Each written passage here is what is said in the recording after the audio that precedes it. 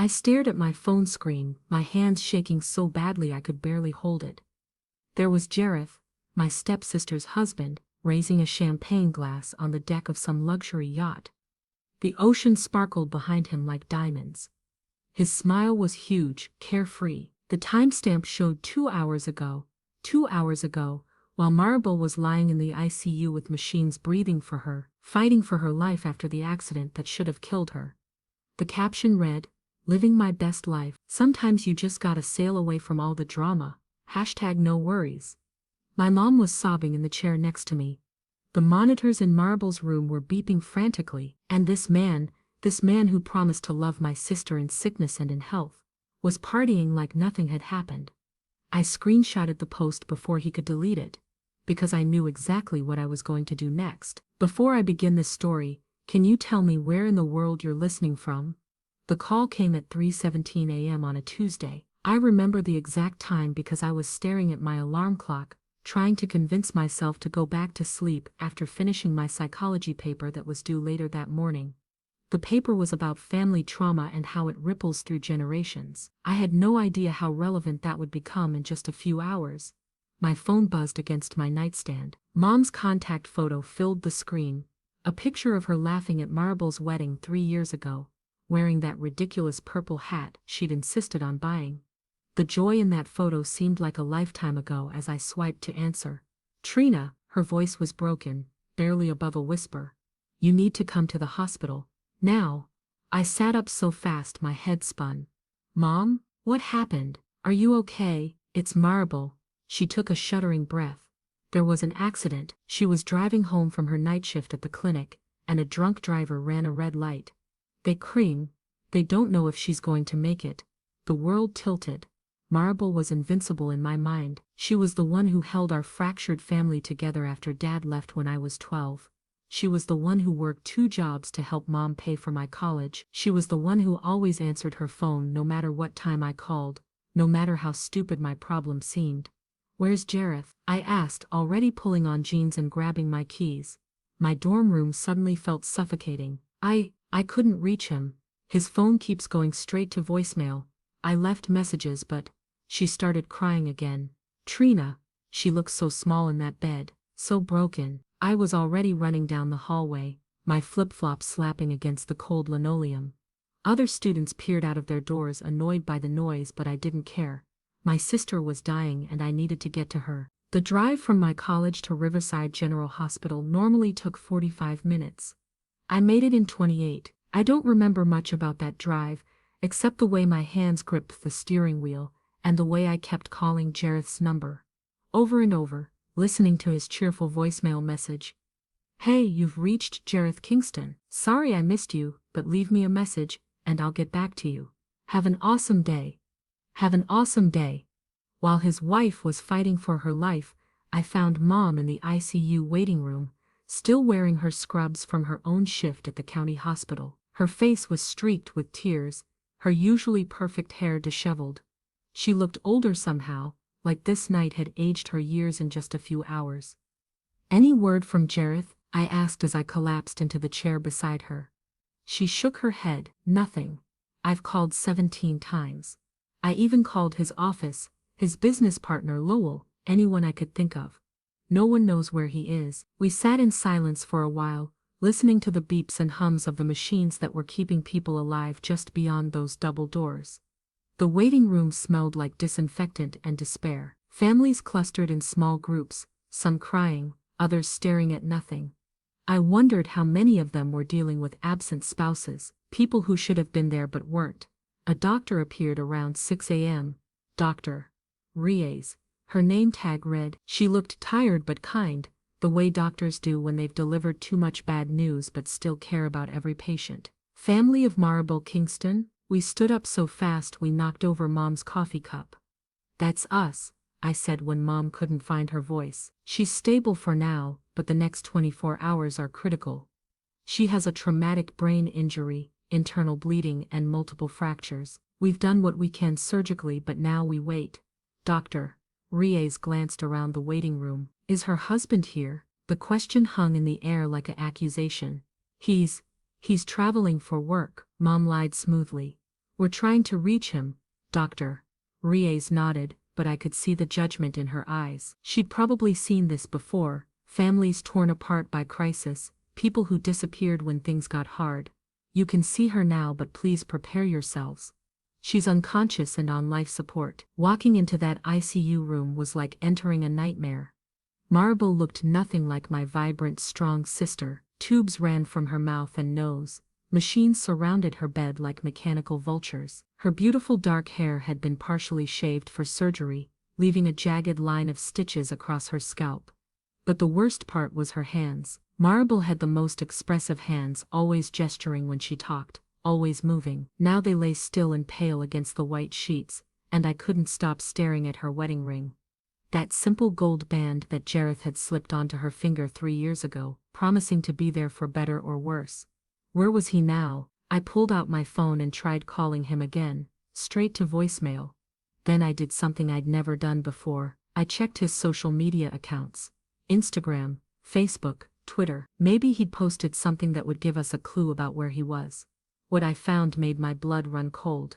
The first post was from yesterday afternoon, a picture of Jareth standing at what looked like a marina, wearing expensive sunglasses and a polo shirt I'd never seen before.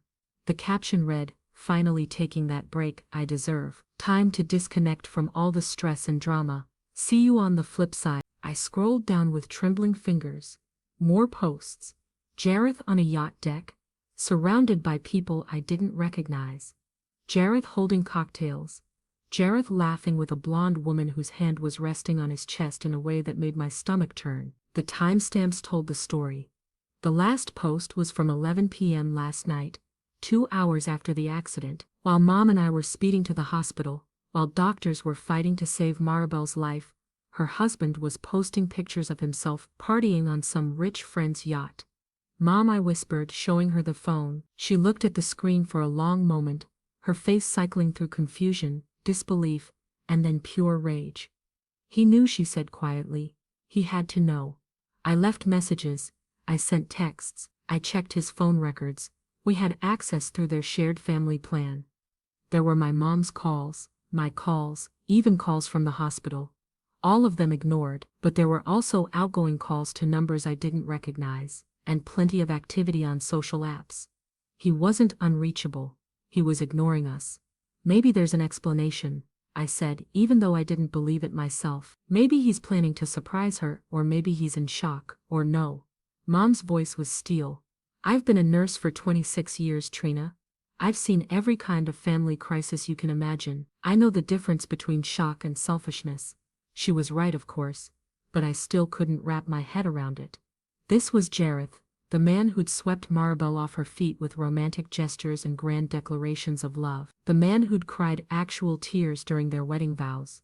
The man who'd helped Maribel through her anxiety attacks and celebrated every small victory in her life. Or was he? Looking back, I started to remember things differently. The way he'd always found excuses to miss family dinners. The way he'd check his phone constantly when we were all together. The way he'd make passive-aggressive comments about Maribel's work schedule, her commitment to her patients, her close relationship with Mom and me. "He always resented us," Mom said, as if reading my thoughts. "He wanted Maribel all to himself. He hated that she had a life outside of him." I thought about the last time I'd seen them together, at my birthday dinner 2 months ago. Maribel had been excited about a promotion opportunity at the clinic, chattering about how she might finally be able to start the counseling program she'd always dreamed of. Jareth had sat there with a fake smile, making jokes about how she'd probably work herself to death. The irony was sickening. My phone buzzed with a text from my roommate asking if I was okay. I'd forgotten about my psychology paper, about my morning classes, about my entire normal life. Everything that had seemed important 12 hours ago now felt trivial. I took a picture of one of Jareth's yacht posts and sent it to my best friend Keisha with a message: "Need you to do some digging. Find out everything you can about this boat and who owns it." Keisha was a journalism major with a talent for internet detective work. If anyone could figure out where Jareth was and who he was with, it was her. The response came back within minutes. "OMG, Trina. What is this? Is this while Maribel is in the hospital? I'm on it." Mom had gone to get coffee, leaving me alone with my sister for the first time. I pulled my chair closer to her bed and took her hand carefully, trying not to disturb the IV line.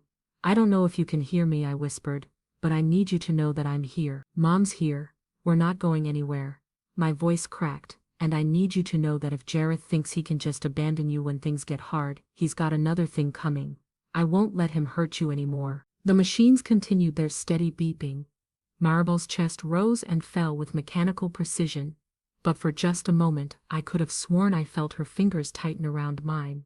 My phone rang. Finally, Jareth's contact photo filled the screen. A picture from their honeymoon, both of them laughing on a beach somewhere in Mexico.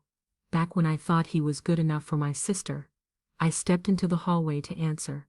Where the hell are you, Trina? What's wrong? Why are you calling so much? His voice sounded casual, like he genuinely had no idea why I might be upset. What's wrong? I couldn't keep my voice down. Other families in the waiting area turned to stare, but I didn't care. Maribel was in a car accident. She's in intensive care. She almost died. Where have you been? There was a pause. Too long of a pause. What? When did this happen? Why didn't anyone tell me? The lie came so smoothly, so naturally. If I hadn't seen the evidence on his phone, if I didn't know he'd been ignoring our calls, I might have believed him. We've been trying to call you for hours, Jareth. Hours. Your wife is fighting for her life, and you've been posting pictures of yourself partying on a yacht. Another pause. This one even longer. I can explain, he said finally. This isn't what it looks like. Then explain it, right now. But the line went dead. He'd hung up on me. I stood in that hospital hallway, surrounded by the sounds of grief and hope and desperation, holding a phone that connected me to a man who'd just abandoned his wife in the worst moment of her life. And I realized that this was just the beginning. Jareth didn't call back. Not that hour, not the next hour, not as the sun rose and filled the hospital with cold morning light. But Keisha did. Trina, you need to sit down for this, she said without preamble. The yacht belongs to a guy named Marcus Webb, real estate mogul worth about $50 million. And get this, your brother-in-law has been posting about this trip for weeks. This wasn't some last-minute thing. He planned this. I was sitting in the hospital cafeteria, picking at a sandwich I couldn't taste while Mom caught a few hours of sleep in the waiting room chair. Weeks. At least. I went through his old posts and there are references going back to early February, talking about big plans and life-changing opportunities and time to live for myself. Oh, and Trina, that blonde woman in the pictures? Her name is Raven Michaels. She's Webb's yacht coordinator, but from what I can tell, she and your brother-in-law are pretty cozy. The sandwich turned to cardboard in my mouth. How cozy? Well, she's been liking and commenting on all his posts for months. Lots of flirty stuff. And she posted a story yesterday that's just a close-up of two hands holding champagne glasses. The man's hand is wearing a wedding ring that looks exactly like Jareth's. I closed my eyes trying to process this information. It wasn't just abandonment, it was betrayal on every level. There's more, Keisha continued gently. I did some digging into his business. Trina, I think he might be in financial trouble. There are liens against his properties and his company's been involved in several lawsuits over the past year. That explained a lot. Maribel had mentioned that Jareth seemed stressed lately, that he'd been working longer hours and getting angry about money. She'd assumed it was just the normal pressures of running his own business, but now I wondered if he'd been hiding something much bigger. My phone buzzed with another call. Jareth again. Don't hang up, he said before I could speak. I'm coming home. I'll be there tonight. Tonight? Jareth, your wife has been in a coma for 18 hours. She could die and you think showing up tonight is acceptable? I told you I can explain everything. This trip was important for my business. I couldn't just cancel it. More important than your wife? My voice was rising again, drawing stares from other families in the cafeteria.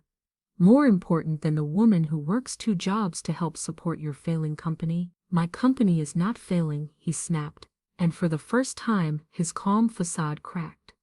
You don't know anything about what I'm dealing with, Trina. The stress, the pressure. Sometimes a man needs to clear his head. By cheating on his wife while she's in intensive care, the silence stretched between us like a chasm. Finally he spoke, and his voice was cold in a way I'd never heard before. I don't know what you think you saw, but you're wrong. And even if you weren't, what happens between me and Maribel is none of your business.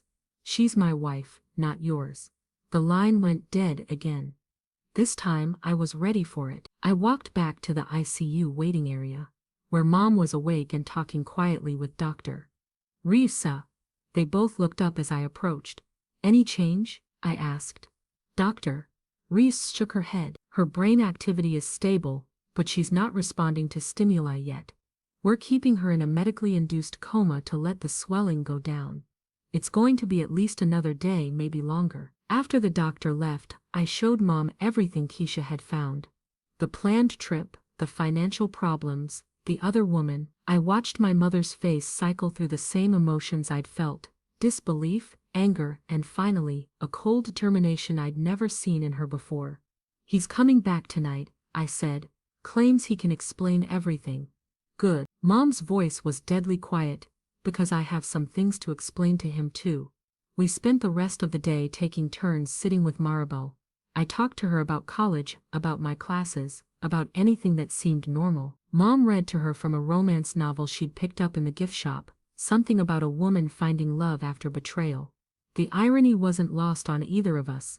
Around dinner time, my phone started buzzing with notifications. Jareth was posting again, but this time the tone had changed. Gone were the party pictures and champagne glasses.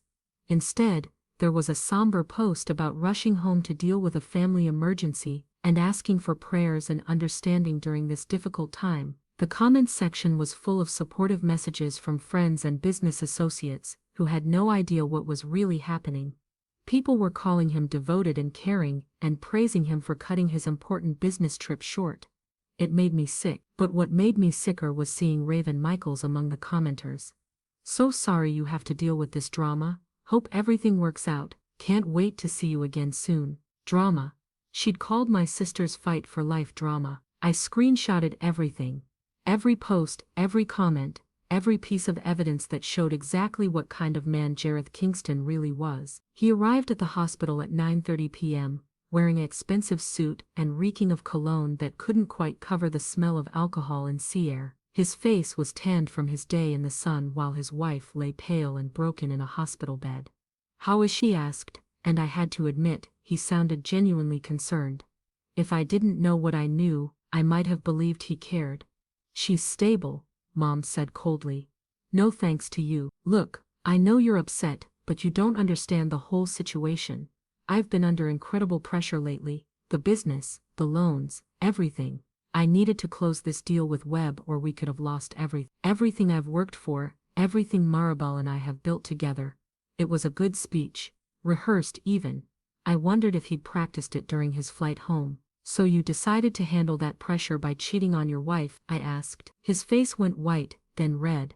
I am not cheating on anyone. Raven is a business associate. Nothing more. Then why was her hand on your chest in that picture? She was drunk. It didn't mean anything. God, Trina, do you really think I would do something like that? Do you really think that little of me? For a moment, just a moment, I wavered. He sounded so sincere, so hurt by our accusations. This was the man who'd brought Maribel flowers every Friday for their first year of marriage, the man who'd learned to cook her favorite meal when she was working nights, the man who'd held her while she cried about Dad leaving. But then I remembered the timestamps, the ignored calls, the way he'd hung up on me twice. I think you're a liar, I said quietly. I think you've been lying for months, maybe years. I think you planned this trip weeks ago. And I think you've been having an affair with Raven Michaels, and I think you didn't come home because you hoped Maribel would die so you wouldn't have to deal with the mess you've made of your life. The words hung in the air like poison. Mom gasped. Even I couldn't believe I'd said something so harsh. But Jareth didn't deny it. He didn't get angry, didn't defend himself, didn't storm out in righteous indignation. Instead, he just looked tired. You don't understand, he said finally. You have no idea what it's like to be married to someone who loves everyone more than she loves you. And with that confession hanging between us, he walked away toward Maribel's room, leaving Mom and me staring after him in stunned silence. I followed Jareth to Maribel's room, but I stayed in the doorway, watching. He pulled a chair close to her bed and sat down heavily, like the weight of everything was finally hitting him. For a few minutes he just looked at her, and I saw something in his face that I couldn't quite read. Guilt, maybe. Or grief, or just exhaustion. I'm sorry, baby, he whispered, taking her hand. I'm so sorry for all of this.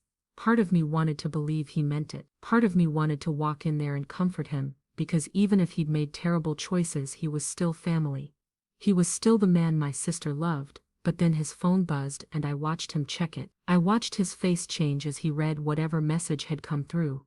I watched him glance around to make sure no one was looking, and then I watched him type back quickly before shoving the phone in his pocket. Any sympathy I might have felt evaporated. I walked into the room and sat down across from him. Was that Raven? He didn't answer, but the guilty look on his face was answer enough. She's texting you while you're sitting next to your wife's hospital bed, I said. It wasn't a question. It's not what you think. Then tell me what it is. Because from where I'm sitting it looks like you're more worried about your girlfriend than your wife. Jareth stood up abruptly, knocking over the chair. She is not my girlfriend, and I don't have to justify myself to you, Trina. You're 22 years old. You've never been married, never had real responsibilities, never had to make the kind of choices I've had to make. What choices? I stood up too, matching his anger with my own. The choice to cheat. The choice to abandon your wife when she needs you most. The choice to prioritize some business deal over the woman who's been supporting your failures for 3 years. My failure? His voice was getting louder and I was grateful that the ICU rooms were soundproof. Do you have any idea what I've accomplished? What I've built? I've given Maribel a good life, a beautiful home, financial security, that she paid for. The words exploded out of me. She worked double shifts to help with your mortgage payments. She gave up her dream of graduate school to support your business. She's never taken a vacation because every penny went into propping up your ego. We were facing off across Maribel's bed now, her unconscious form between us like a silent witness to years of hidden resentment finally bubbling to the surface. You don't know anything about our marriage, Jareth said, but his voice was quieter now, deflated. I know she deserved better than you. He flinched like I'd slapped him. For a moment we just stared at each other, the machines beeping steadily around us. Then Maribel's monitor started alarming. The sound was sharp and urgent, cutting through our argument like a knife. Jareth and I both turned toward the bed, where the readout showed her heart rate spiking dangerously high. Get the nurse, I said, pressing the call button frantically. Within seconds the room filled with medical staff. Doctor. Reyes pushed past us, checking Maribel's vitals and adjusting something on one of the machines. What happened? She asked. Was there any change before the alarm? We were just talking, Jareth said weakly. Doctor? Reyes gave us both a sharp look. Sometimes patients can hear more than we realize, even when they're unconscious. The brain activity shows she's been processing sounds and voices. She paused, studying the monitors. Her stress indicators are elevated. Whatever was being discussed, it was upsetting to her. The guilt hit me like a physical blow. We'd been fighting over Maribel's bed while she could hear every word. She knew, even in her coma, she knew that her husband had betrayed her. Can you give us a moment, doctor? Reyes asked. It wasn't really a question. We moved back to the waiting area, where Mom was pacing anxiously. What happened? I heard the alarms. Jareth and I were arguing. I admitted. The doctor thinks Maribel could hear us. Mom's face went pale. Oh, honey, she doesn't need to deal with this right now. She needs to focus on healing. Maybe you should go home, Jareth said to me. Get some rest. I'll stay with her tonight. Absolutely not. Mom's voice was steel again. You've done enough damage for one day. She's my wife, Kala. I have the right to be here. Rights? Mom laughed bitterly. You want to talk about rights? How about her right to have a faithful husband? How about her right to have someone who puts her first when she's fighting for her life? Jareth's phone buzzed again. This time, he didn't even try to hide it. He pulled it out and read the message right in front of us, his fingers already moving to type a response. Unbelievable, I said. She's texting you right now, isn't she? While we're standing in the ICU. It's a work emergency, he said, not looking up from his phone. I snatched the phone from his hands before he could stop me. The message thread with Raven was right there on the screen, and what I saw made my stomach turn. Miss you already, baby. Can't wait for you to come back. This morning was perfect. And Jareth's response sent just minutes ago. Miss you too. This is harder than I thought. Wish I was still there with you. I held the phone up so Mom could see. She read the messages, and I watched her face transform from anger to disgust to something that looked almost like pity. Get out, she said quietly. Kala, please, get out of this hospital right now. or I'll call security and have you removed." "You can't do that. She's my wife. She's my daughter," Mom said, and there was something in her voice that made Jareth take a step back. "And I won't let you hurt her anymore." For a moment I thought he might fight back. I thought he might stand his ground and demand his rights as Maribel's husband. But then he looked at both of us, really looked at us, and I think he realized that he'd lost. Not just the argument, but everything. "This isn't over," he said, but even he didn't sound like he believed it. He walked away without looking back, leaving Mom and me standing in the waiting room with the weight of everything we'd learned pressing down on us like a physical force. "What do we do now?" I asked. Mom was quiet for a long moment, staring at the doors to the ICU. "Now we protect her," she said finally, "however we have to."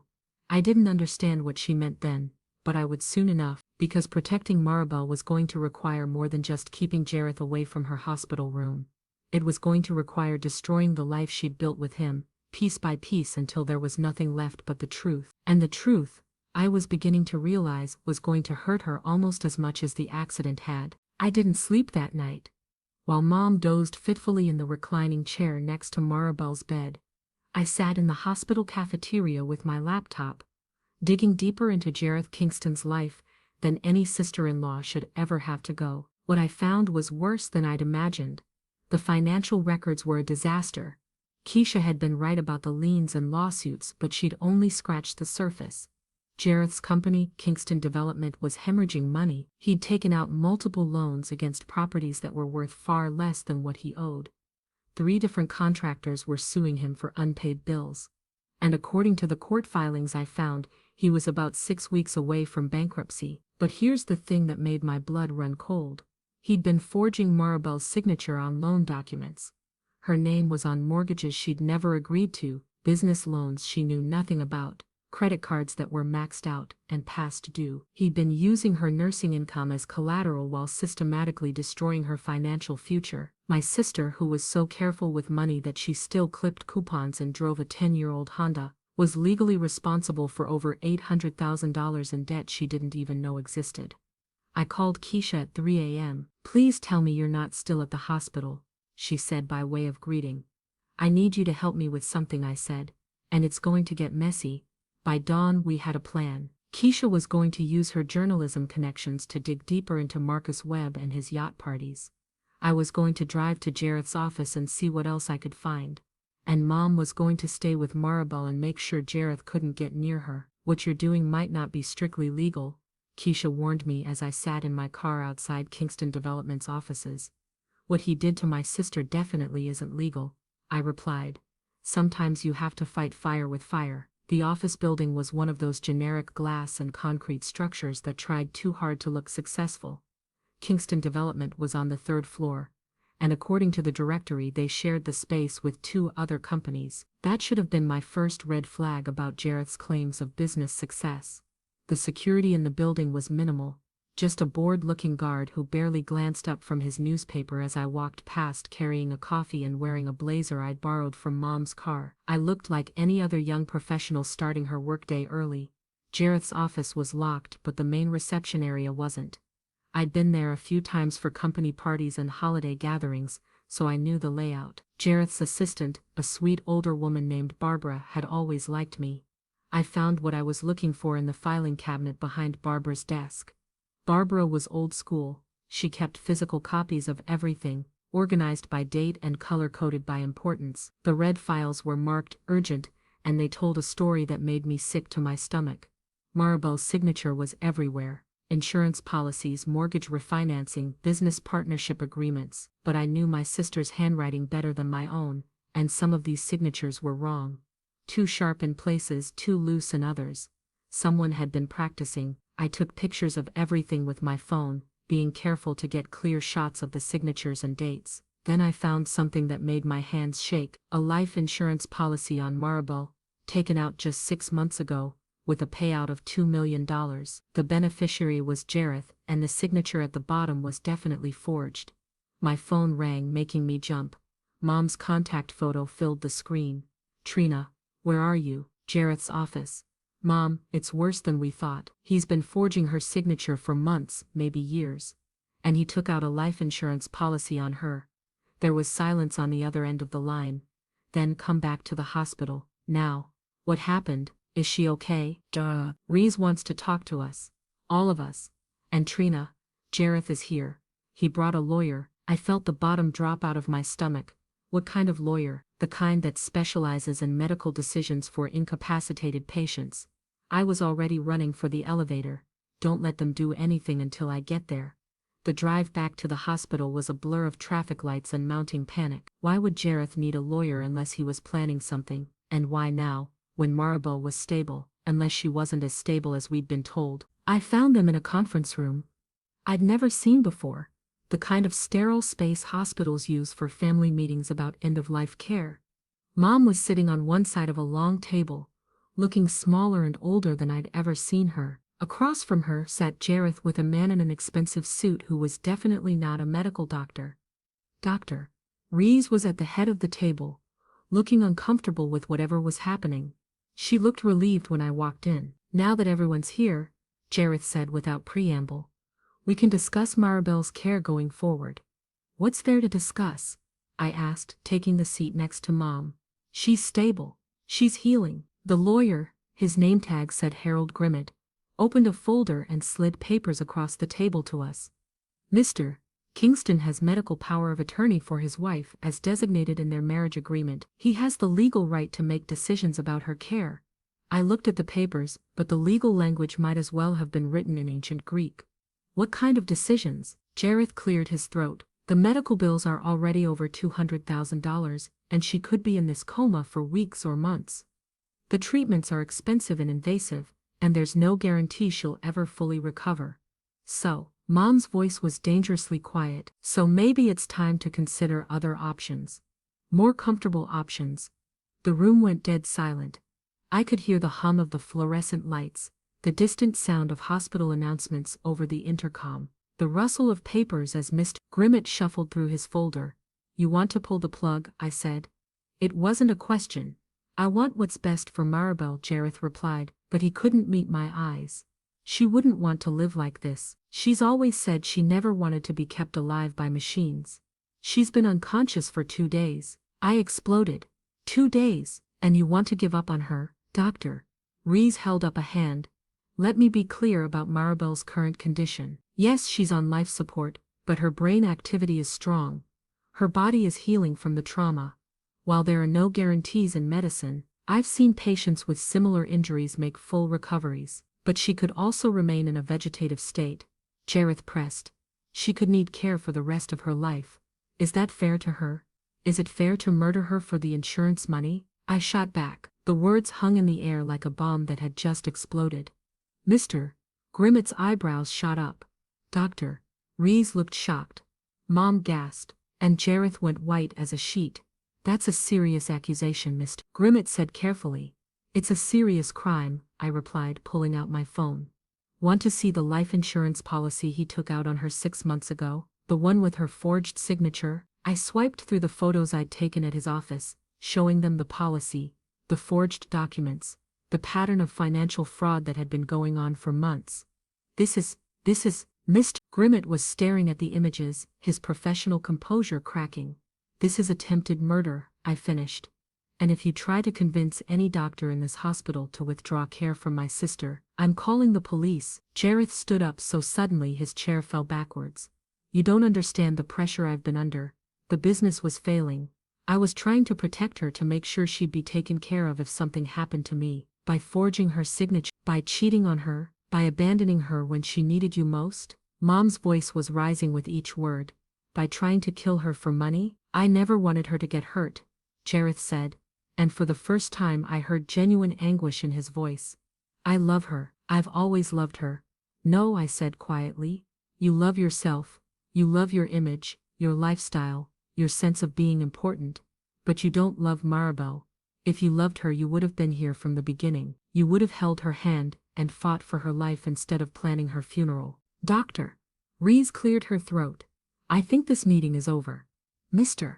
Kingston, given the allegations that have been raised, I'm going to need to consult with hospital administration and possibly legal counsel before any changes can be made to Mrs. Kingston's care plan. You can't do this, Jareth said desperately. She's my wife. I have rights. You have the right to remain silent, I said, pulling out my phone again.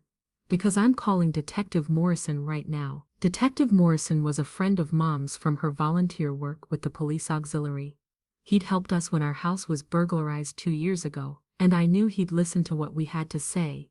Trina, wait, Jareth said. Please, let me explain.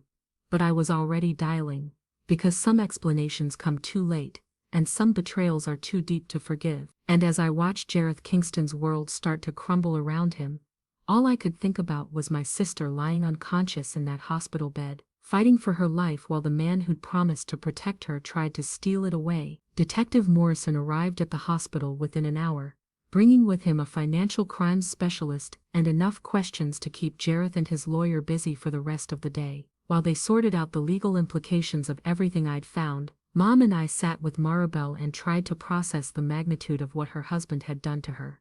How do we tell her, Mom asked quietly, when she wakes up? How do we explain that the man she loved was planning to kill her for money? I didn't have an answer for that. I was still trying to wrap my own head around it. This wasn't just infidelity or financial irresponsibility. This was calculated, systematic betrayal on a level I hadn't known was possible. My phone buzzed with a text from Keisha. Call me ASAP. Found something big about Webb's yacht parties. I stepped into the hallway to call her back. Trina, please tell me you're sitting down, she said without preamble. I'm standing in a hospital hallway, but go ahead. Nothing you tell me could be worse than what I've already learned today. Marcus Webb's yacht parties aren't just social events. They're business meetings for something called the Phoenix Group. It's a consortium of real estate developers who buy up distressed properties, and they've been under investigation by the FBI for insurance fraud. My legs suddenly felt weak. Insurance fraud, properties that mysteriously burn down right after the owners take out massive policies, accidents that happen to business partners who are in debt, convenient tragedies that solve financial problems. Keisha paused. Trina, I think Jareth didn't just plan to let Maribel die. I think he planned for her to have an accident. The hallway seemed to tilt around me. That's impossible. He wasn't even in the car, but he knew her schedule. He knew she drove home from work the same way every night. And according to the police report I pulled, the drunk driver who hit her has no memory of that night. His blood alcohol was so high he should have been unconscious, but somehow he was behind the wheel of a car. I sank into a nearby chair, my mind racing. You think someone gave him the alcohol, or put him behind the wheel? I think someone made sure he'd be driving drunk on that specific stretch of road at exactly the time Maribel would be coming home from her shift. The implications were staggering. This wasn't just attempted murder, it was a conspiracy. And Jareth had been on that yacht, surrounded by people who specialized in making accidents happen to inconvenient spouses. I called Detective Morrison immediately. An hour later, the hospital was swarming with law enforcement, FBI agents, forensic specialists, and detectives from multiple jurisdictions. Jareth had gone from being a grieving husband to being the prime suspect in a federal investigation. I found Mom in Maribel's room, holding her hand and talking to her in the gentle voice she'd used when we were children and had nightmares. The police arrested him, I said softly. Mom nodded without looking up from Maribel's face. Good. Maybe now she can heal without worrying about someone trying to hurt her. Mom, there's something else. Keisha thinks the accident wasn't really an accident. She thinks Jareth arranged for it to happen. This time Mom did look up, and the expression on her face was one I'd never seen before. It was ancient and fierce, the look of a mother whose child had been threatened. Then he'd better hope the FBI gets to him before I do, she said quietly. We sat in silence for a while, watching the machines that were keeping Maribel alive. I thought about all the times she'd protected me when we were growing up. All the ways she'd sacrificed her own wants and needs to make sure I felt safe and loved. Now it was my turn to protect her. There's going to be a trial, I said. She'll have to testify about their marriage, about the financial abuse, about everything. It's going to be hard on her. She's stronger than you think, Mom replied. She's stronger than any of us gave her credit for. As if summoned by our conversation, Dr. Riaz appeared in the doorway. I have some good news, she said, smiling for the first time since I'd met her. Maribel's brain activity has increased significantly over the past few hours. We're going to try reducing the sedation and see if she responds. My heart started pounding. Does that mean she might wake up? It means we're going to find out. The process of bringing someone out of a medically induced coma is nothing like it looks in the movies. There's no dramatic moment where their eyes suddenly open and they sit up asking where they are. It's gradual, incremental, a slow return to consciousness that can take hours or days. But Maribel had always been an overachiever. Her fingers moved first, just a slight twitch that could have been involuntary. Then her eyelids fluttered. Then around dinner time she squeezed Mom's hand in response to a question. "Can you hear me, sweetheart?" Dr. Riaz asked, shining a small light in Maribel's eyes. The response was barely audible, more of a breath than a word, but it was definitely yes. I started crying then, ugly sobbing tears of relief and exhaustion and overwhelming love for my sister who had fought her way back to us. Mom was crying too, and even Dr. Riaz had to wipe her eyes. "Where?" Maribel's voice was hoarse from the breathing tube, barely recognizable. "You're in the hospital, honey," Mom said gently. "You were in a car accident, but you're safe now." "Jareth?" she asked, and my heart broke all over again. Mom and I exchanged glances. We'd known this moment was coming, but we hadn't prepared for how to handle it. "He's not here right now," I said carefully. "You just focus on getting better, okay? Everything else can wait." But Maribel was too smart to be fooled by evasions. Even drugged and disoriented, she could read the tension in our voices. "What happened?" she whispered. Dr. Riaz stepped forward. "Miss Kingston, you've been through a significant trauma. Right now the most important thing is your recovery. Other matters can be discussed when you're stronger." But Maribel's eyes were already searching our faces, looking for answers we didn't know how to give. "The accident," she said slowly, as if trying to piece together fragments of memory. "I remember. The other car, it came out of nowhere. The driver was drunk," I said. "He ran a red light." "But..." She struggled to form the words. "But I remember something else. Before the accident, I remember being afraid." Mom and I both froze. "Afraid of what?" "I don't know. Something Jareth said. Something about money, about insurance." Her voice trailed off, but her eyes remained fixed on mine. "Trina, where is he? Why isn't he here?" The questions hung in the air between us, heavy with implications I wasn't ready to voice. Because how do you tell someone that the person they loved most in the world had tried to destroy them? How do you explain that their entire marriage had been built on lies? "He's in jail," I said finally, because she deserved the truth, no matter how much it would hurt. Maribel's eyes widened, but she didn't look surprised. She looked sad, but not surprised. "I know," she whispered. "You know what? I know he was cheating. I know about the money problems. I know he was forging my signature on documents." She took a shaky breath. "I've known for months. I was trying to figure out how to leave him." The revelation hit me like a physical blow. "You knew?" "I'm not stupid, Trina. I saw the credit card statements, the late-night phone calls, the way he looked at me like I was a problem he needed to solve." Tears were streaming down her face now. "I was gathering evidence. I was going to file for divorce after I got that promotion at work. I wanted to be financially independent before I confronted him." "Why didn't you tell us?" Mom asked gently. "Because I was embarrassed. Because I felt like a failure. Because I didn't want to admit that I'd married a man who saw me as nothing more than a meal ticket."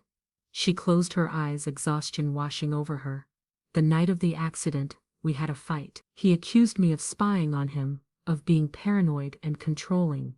He said," her voice broke, "he said he wished he'd never married me, that his life would be easier if I just disappeared." The words hung in the room like a death sentence. Because now we all knew that Jareth Kingston hadn't just wished for his wife to disappear. He'd actively tried to make it happen. "He's never going to hurt you again," I said fiercely. "I promise you that." Maribel opened her eyes and looked at me with an expression that was older and wiser than her 28 years. "I know, because I'm never going to let anyone have that much power over me again." And in that moment, I knew my sister was going to be okay. Not just physically but emotionally. She was going to survive this betrayal and come out stronger on the other side, because that's what survivors do. They heal, they learn, and they make sure it never happens again. The trial of Jareth Kingston and the Phoenix Group conspiracy made national news. It had everything the media loved: wealthy developers, insurance fraud, attempted murder, and a brave woman who'd survived her husband's plot to kill her. But sitting in that courtroom day after day, watching my sister testify about years of financial and emotional abuse, I realized that the real story wasn't about the crime.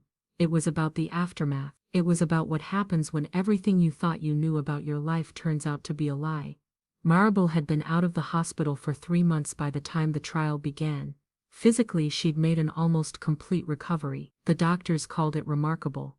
I called it typical Maribel, too stubborn to let a little thing like traumatic brain injury slow her down. Emotionally, the healing was more complicated. "I keep wondering what I missed," she said one evening as we sat on Mom's porch watching the sunset. She'd moved back in with Mom after the hospital discharge, partly for the help with recovery and partly because the house she'd shared with Jareth had been seized by the FBI as evidence. "You didn't miss anything," I told her. "He was good at hiding it." Was he, though? Or was I just good at ignoring it? She took a sip of her tea, herbal because caffeine still gave her headaches. Looking back, there were so many red flags.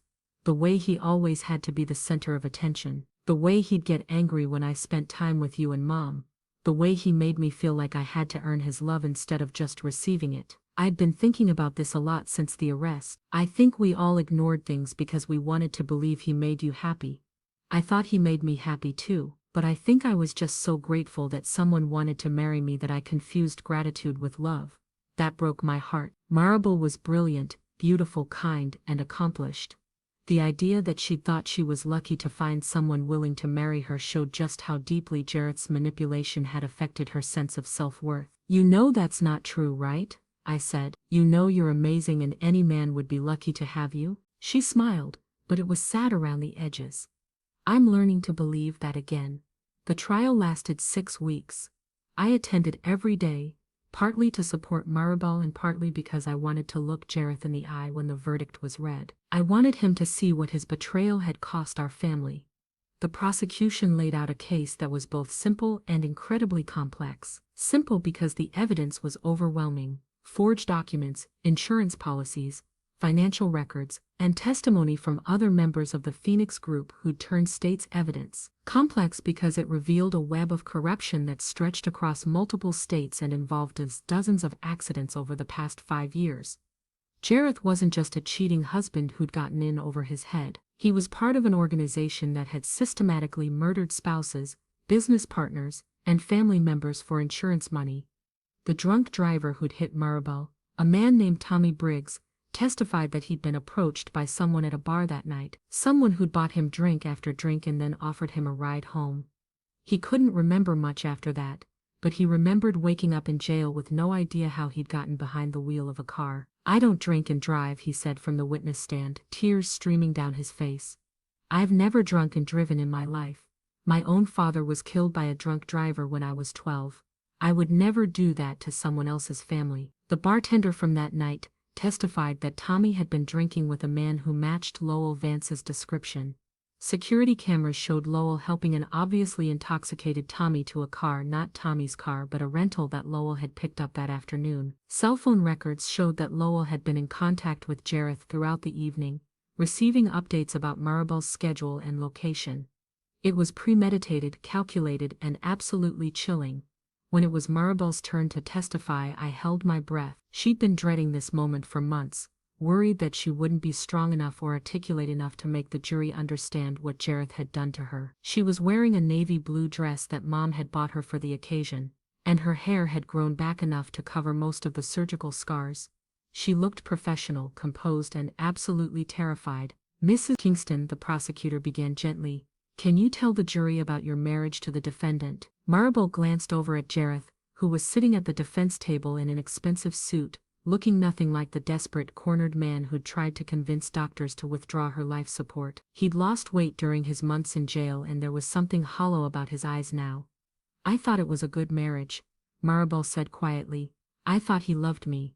"When did that begin to change?" "About a year ago, maybe longer. He started working late more often, getting phone calls he wouldn't take in front of me.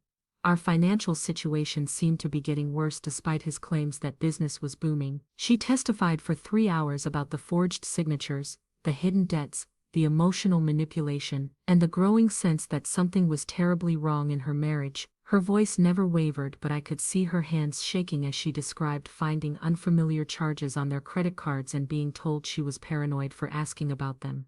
"Did you ever consider leaving the defendant?" the prosecutor asked.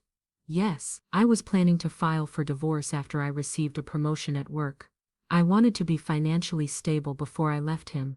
"Did you share these plans with anyone?" Maribel's voice dropped to almost a whisper. "I told him, the night of the accident, during our fight. I told him I knew what he'd been doing and I told him I was going to leave him." The courtroom was dead silent. You could have heard a pin drop. "How did he respond?" "He said," Maribel paused, gathering herself. "He said his life would be easier if I just disappeared.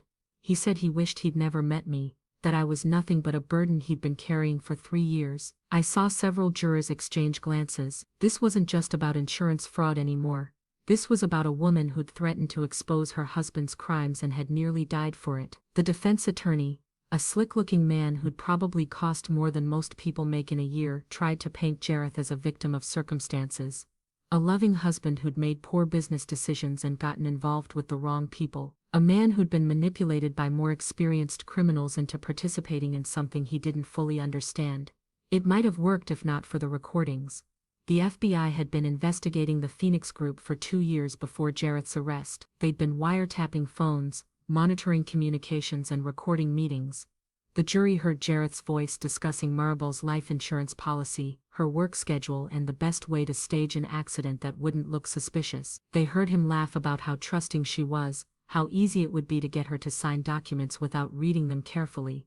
They heard him tell Raven Michaels that he'd be free to marry her as soon as his current problem was solved permanently. The recordings were devastating, but what destroyed any sympathy the jury might have had for Jareth was the conversation they heard from the night of the accident. A phone call between Jareth and Lowell Vance, recorded while Maribel was lying unconscious in the ICU. "Is she dead?" Jareth asked. "Not yet, but the doctors don't think she'll make it through the night," Lowell replied. "You need to get back here and play the grieving husband." "I can't. If I leave now, people will be suspicious. I need to stay here until it's over. What if she doesn't die? What if she wakes up?" There was a long pause. Then Jareth's voice, cold and calculated. "She can't wake up. We need to make sure of that." "How?" "I don't know. Maybe the machines malfunction. Maybe there's a problem with her medication. Maybe she just takes a turn for the worse." "That's risky, Jareth. Too many people around." "Then we wait. But if she does wake up, if she starts talking about what she knows, we'll have to handle it another way." The jury listened to this conversation with expressions of disgust and horror. This wasn't a man who'd made a mistake or gotten in over his head. This was someone who was actively planning to murder his wife even after she'd already nearly died. When the defense rested, I felt like I could finally breathe again. The evidence was overwhelming. The recordings were damning. There was no way a jury could listen to all of that and not convict. But I'd learned not to take anything for granted when it came to Jareth Kingston. The jury deliberated for 2 days, 2 days of sitting in the courthouse hallway, drinking terrible coffee and trying not to think about what would happen if somehow, impossibly, he was acquitted. What if they let him go? I asked Mom during one particularly anxious moment. "They won't," she said firmly. "They can't. There's too much evidence." "But what if, Trina?" Maribel's voice cut through my spiraling thoughts. "He's not going to hurt us anymore. Regardless of what the jury decides, he's never going to have power over us again. Because we know who he really is now, and we're not going to be fooled again." She was right, of course. Even if by some miracle Jareth walked free, we were prepared now. We knew what he was capable of, and we wouldn't let our guard down. But when the jury returned with their verdict, I felt a weight lift off my shoulders that I hadn't even realized I'd been carrying. Guilty on all counts: conspiracy to commit murder, insurance fraud, financial elder abuse, attempted murder. The list went on and on, each guilty verdict hammering another nail in the coffin of Jareth Kingston's freedom. The judge sentenced him to life without the possibility of parole. I looked over at Maribel as the sentence was read, expecting to see relief or satisfaction or maybe even sadness for the life she'd thought she had with him. Instead, I saw something I hadn't seen in her face since before the accident: peace. For the first time in 3 years, my sister was truly free. 1 year later, I'm sitting in a coffee shop near my sister's new apartment, watching her laugh with a group of women from her survivor support group. She's telling a story about her first attempt at online dating since the divorce. Apparently, the guy spent the entire dinner talking about his collection of vintage bottle caps, and the whole table is cracking up. It's the first time I've heard her laugh like that since before she married Jareth. Full-throated, uninhibited, joyful laughter that comes from someone who's remembered what it feels like to be genuinely happy. The past year has been a journey of healing that's been harder and more complicated than any of us expected. The physical recovery from her injuries was actually the easy part. The emotional recovery from years of manipulation and abuse that took real work. Maribel started seeing a therapist who specializes in domestic abuse survivors. She joined support groups. She read books about gaslighting and financial abuse, and how to rebuild your sense of self after someone has systematically torn it down. She also went back to school. The promotion she'd been working toward at the clinic came through 6 months after the trial, along with a significant raise and an offer to help fund her graduate studies. The counseling program she dreamed about for years suddenly became not just possible, but inevitable. "I want to help other women recognize the warning signs I missed," she told me when she made the decision to go back to school. "I want to make sure no one else goes through what I went through." She's in her first semester now, juggling coursework with her full-time job and her volunteer work with the domestic violence shelter. She's busier than she's ever been, but she's also happier than I've seen her since we were kids. The apartment she moved into is small but bright, with huge windows and a little balcony where she grows herbs and vegetables. It's nothing like the showcase house she shared with Jareth. No marble countertops or designer furniture, but it's hers. Every piece of furniture, every decoration, every decision about paint color was made by her for her, without having to consider anyone else's opinion or taste. "I love it," she said the day she showed it to me. "It's the first place I've ever lived that feels like home." The financial recovery has been slower. Jareth's debts were extensive, and untangling her name from his business dealings took months of legal work, but the FBI was able to recover some of the insurance money from the Phoenix Group's other schemes, and Maribel received a settlement that helped her pay off the remaining debts and start fresh. She drives a sensible used Honda and clips coupons, but now it's by choice rather than necessity. She's building an emergency fund and a retirement account. She's learning to make financial decisions based on her own goals and values rather than someone else's dreams of wealth and status. "I'll never be rich," she told me recently, "but I'll never be vulnerable like that again either." The trial had repercussions far beyond Jareth's conviction. The Phoenix Group investigation led to dozens of arrests across multiple states. Marcus Webb was sentenced to 30 years in federal prison. Lowell Vance got 25 to life. Raven Michaels, who cooperated with prosecutors in exchange for a reduced sentence, got 5 years and is already out on parole. Tommy Briggs, the drunk driver who'd been used as an unwitting weapon in Jareth's plot, wasn't charged with any crimes. The prosecution determined that he'd been drugged and coerced, essentially another victim of the conspiracy. He sent Maribel a letter apologizing for his role in her injuries, even though he wasn't responsible for what happened to him that night. Maribel wrote him back, telling him she didn't blame him, and that she hoped he was getting the help he needed to deal with his own trauma from that night. "Forgiveness isn't about them," she explained to me when I asked why she'd responded to his letter. "It's about me. It's about not carrying around anger and resentment that only hurts me." She's working on forgiving herself too, for the years she spent in a marriage that was slowly destroying her self-worth. It's harder than forgiving Tommy Briggs or even finding peace with what Jareth did to her. "I keep thinking I should have known," she said during one of our weekly coffee dates. "I'm educated, I'm not naive, I work with people in crisis every day. How did I not see what was happening in my own marriage?" "Because he was good at hiding it," I told her, the same thing I'd been saying for months. "Because manipulation works by making you doubt your own perceptions. Because abusers are experts at making their victims feel responsible for the abuse." She nodded, but I could see she was still struggling with it. "My therapist says the same thing. She says the fact that I was questioning myself proves that the manipulation was working, not that I was stupid or weak." "Your therapist is right. I know. Intellectually I know that. But emotionally," she shrugged, "it's going to take time. Time is something she has now. Time to heal, time to grow, Time to figure out who she is when she's not trying to be what someone else wants her to be. She's dating again, cautiously. She's had coffee with a few men she's met through friends or work or online. Nothing serious yet, and she's in no hurry for serious. I'm learning to like my own company first, she said. I spent so many years defining myself through my relationship with Jareth that I forgot who I was as an individual person. I want to really know myself before I try to share myself with someone else. Mom and I are both proud of her progress, but we're also protective in ways we probably weren't before. When she mentions a new guy she's been talking to, we ask more questions than we used to. When she seems stressed or overwhelmed, we check in more frequently. You don't have to worry about me so much, she told us recently. I'm not the same naive girl who married Jareth. I know what red flags look like now. She's right, of course. The woman who survived attempted murder and financial abuse and a conspiracy to steal her life is not someone who's going to be easily fooled again. But loving someone means worrying about them, and after coming so close to losing her, I don't think Mom and I will ever stop being a little extra cautious. As for me, the experience changed my perspective on a lot of things. I switched my major from psychology to social work, inspired by watching my sister rebuild her life and wanting to help other people do the same. I'm applying to graduate programs that focus on domestic violence intervention and survivor advocacy. You saved my life, Maribel said to me once, and I had to correct her. You saved your own life. I just helped document the crimes. No, she insisted. If you hadn't been paying attention, if you hadn't trusted your instincts about Jareth, if you hadn't fought for me when I couldn't fight for myself, I would have died in that hospital. Maybe not that week, but eventually, he would have found a way. She's probably right, but the thing is, she would have done the same for me.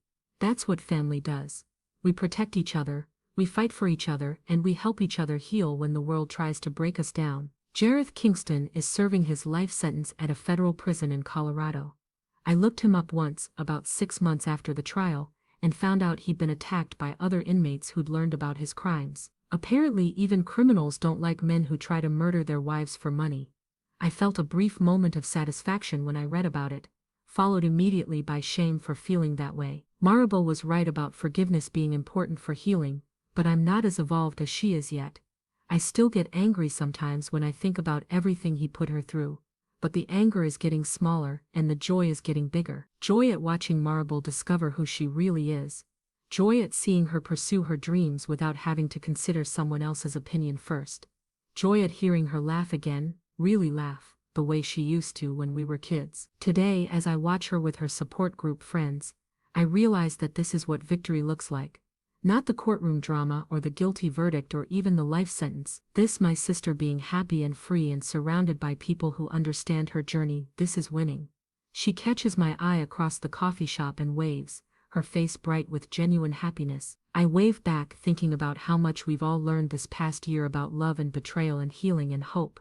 The story that started with a hospital waiting room and a social media post that revealed a husband's betrayal has become something bigger. It's become a story about resilience, about the power of family, about what it means to survive something that was designed to destroy you. It's become a story about learning to trust yourself again after someone has spent years convincing you that your perceptions couldn't be trusted. It's become a story about building a new life from the ashes of the old one, stronger and wiser and more authentic than what came before.